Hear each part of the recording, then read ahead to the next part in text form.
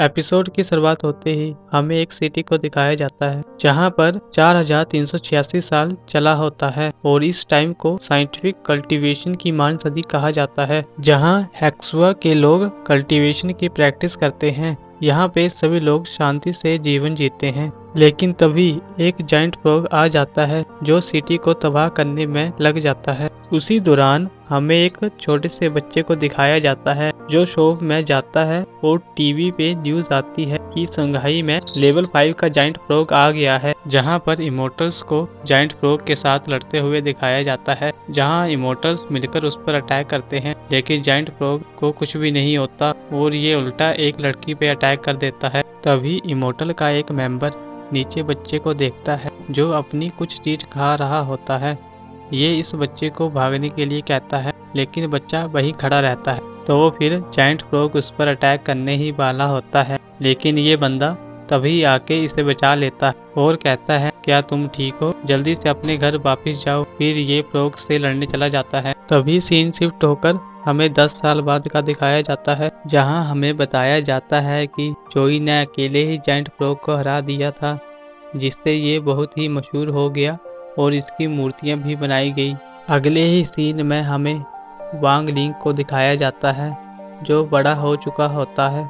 रास्ते में चलते वक्त वांग लिंग को 2 सीनियर बुली करते हुए कहते हैं, तुम चिंता मत करो, हम तुम्हारा ध्यान रखेंगे, पर इसके लिए हमें पैसे चाहिए। ये लड़का कहता है ये सही नहीं है, जिस पर दूसरा लड़का उसे रोक कर कहता है, देखो। फिर हमें दोनों लड़कों को गिरते हुए दिखाया जाता है। ये लड़की कहती है कि तुम्हारा एसपी ज्यादा है, इसलिए तुम लोग कम एसपी वाले स्टूडेंट को तंग करते हो, ये सही नहीं है। जिससे सभी स्टूडेंट इस लड़की को देखकर हैरान हो जाते हैं, जिनमें से एक लड़का इसे देखकर कहता है, ये जानी पहचानी लग रही है। दूसरा लड़का कहता है, ये हुंगाई वाटरफॉल एसोसिएशन की लेजेंडरी यंग लेडी सनरोंग है। सनरोंग हाथ आगे करके कहती है, चाहे कुछ भी हो जाए, मैं तुम सब की रक्षा करने का वादा करती हूँ। वहाँ बांगलिंग उसे पैसे देकर और शुक्रिया कह के चला जाता है। ये देखकर सनरुंग और सभी स्टूडेंट्स के होश उड़ जाते हैं। फिर हमें एकेडमी की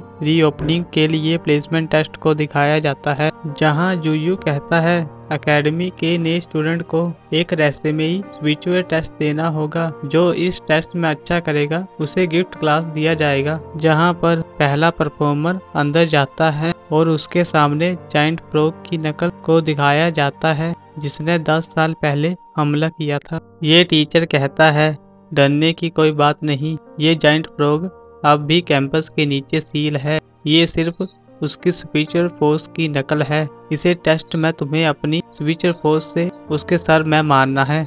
ये स्टूडेंट कहता है, मुझे याद है कि हाई लेवल जाइंट फ्रॉग अपने अटैकर की एसपी को आसानी से माप सकता है। ये दूसरा लड़का कहता है, अगर मैंने उसे जोर से मारा तो मैं गिफ्ट क्लास में जा सकता हूँ। ये पहला परफॉर्मर अपना अटैक करता है और अटैक करते ही सीधे बाहर फेंका जाता है, जिससे उसे जनरल क्लास में लिया जाता है। ये जाइंट फ्रॉग हंसकर कहता है, जब वो मुझे मारते हैं तो मैं इनकी स्पिरिचुअल पावर रोक लेता हूँ, जिससे मैं आसानी से बैरियर को तोड़कर बाहर आ जाऊंगा। बहुत सारे स्टूडेंट्स के बाद सनरोंग की बारी आती है। ये कहती है, मैं तुझे थोड़ी सी पावर से मारने वाली हूँ। ये जाइंट फ्रॉग को मारकर पीछे कर देती है, जिससे उसका स्कोर 20-19 आता है और सभी स्टूडेंट उसका नाम पुकारने में लग जाते हैं। जिसके बाद बिंगलिंग अंदर जाता है। ये जाइंट फ्रॉग कहता है, मुझे सील तोड़ने के लिए बस थोड़ी और पावर चाहिए। ये बिंगलिंग को देखकर घबरा जाता है और कहता है, ये वो कैसे हो सकता है। फिर हमें 10 साल पीछे का सीन दिखाया जाता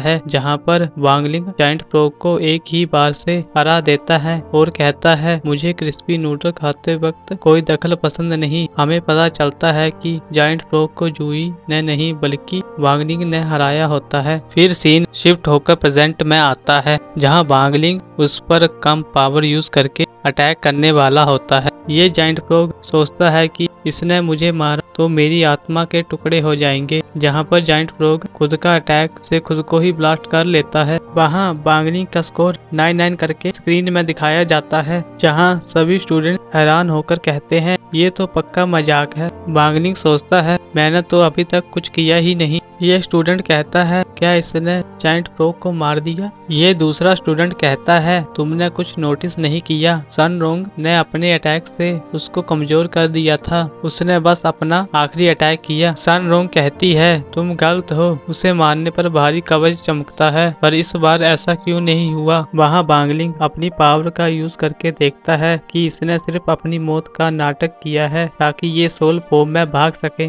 ये टीचर कहता है, बांगलिंग तुम्हें गिफ्ट क्लास दिया जाता है। फिर हमें गिफ्ट क्लास का सीन दिखाया जाता है जहाँ ये टीचर बेसिक समनिंग स्किल्स के बारे में बता रही होती है। ये कहती है, अब तुम सब मुझे अपनी पावर दिखाओ। ये स्टूडेंट अपनी समनिंग पावर को यूज करते हुए कहता है, मैं तुम्हें अपना खून और स्पिरिट ऑफर करता हूँ, सामने आओ डिवाइन ड्रैगन। पर उसके पास एक परिवाड़ी छड़ी आ जाती है जिसे देखकर सभी स्टूडेंट हंसने लग जाते हैं। ये दूसरा स्टूडेंट कहता है, मैं भी करूँगा, पर ये किसी लड़की की स्कर्ट को ही समन कर देता है। ये सभी स्टूडेंट अपना समनिंग पावर का यूज कर रहे होते हैं, सिर्फ बांगलिंग को छोड़कर। सन रोंग एक स्पीच बीस्ट को समन करने लगती है जिसे देखने सभी स्टूडेंट्स आ जाते हैं। ये मन में कहती है, एक स्पीच बीस्ट को समन करने में कितनी एसपी चाहिए? ये टीचर बांगलिंग से कहती है, क्या तुम्हें पढ़ाई समझ में नहीं आई?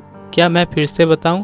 बांगलिंग मन में कहता है, छोड़ो, मुझे समन करने का नाटक करना ही होगा, पर आसपास इतने सारे जीव हैं, पता नहीं क्या समन हो जाएं। और यहाँ पर एक धमाका होता है। बांगलिंग जायंट फ्रॉग को समन कर देता है जिससे सभी स्टूडेंट डर कर भागने लग जाते हैं। ये जायंट फ्रॉग बांगलिंग को देखकर घबरा जाता है। ये टीचर सन रोंग के डॉग की बॉडी में अपना मैजिक को डालकर इस डॉग को फ्रॉग के ऊपर फेंक देती है, जहां ये दोनों कंबाइन हो जाते हैं और वो एक कुत्ता बन जाता है, जिससे सभी स्टूडेंट उसके साथ खेलने में लग जाते हैं। और यहाँ पर एपिसोड 1 की एंडिंग हो जाती है। अब मिलते हैं आपको सीधा नेक्स्ट वीडियो पे, तब तक के लिए गुड बाय।